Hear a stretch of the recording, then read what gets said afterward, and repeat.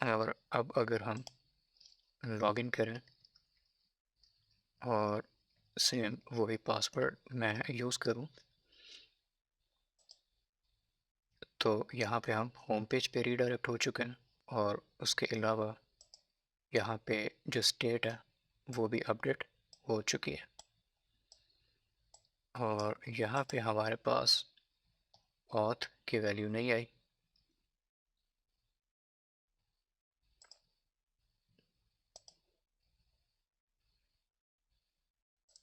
Server dot JS में auth controller में जो लॉगिन है,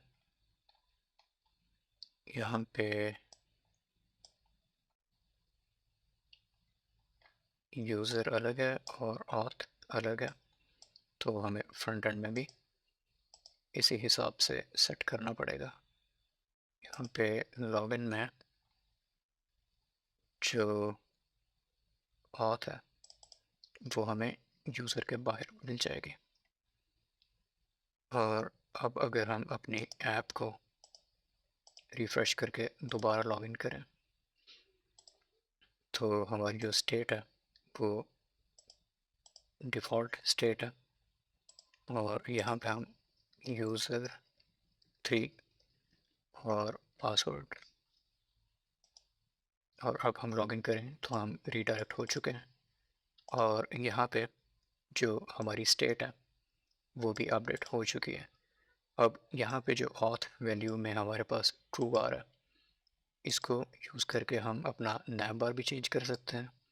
और जो हमारे राउट्स हैं, प्रोटेक्टेड राउट्स, उनको भी हम चेंज कर सकते हैं। और लॉगिन पेज हमारा ऑलमोस्ट ख़त्म हो चुका है। यहाँ पे जो एरर है वो हम यहाँ पे डिस्प्ले करवा सकते हैं। इस पैन के बाद हम कंडीशनली रेंडर कर लेते हैं। अगर एरर एम्प्टी स्ट्रिंग नहीं है तो हम यहाँ पे एक पी टैग रेंडर करवा देते हैं और यहाँ पे होगा एरर, अदरवाइज यहाँ पे कुछ नहीं होगा। और इसको जो स्टाइलिंग वगैरह हमने देनी है वो भी हम दे देते हैं, स्टाइल्स डॉट एरर मैसेज।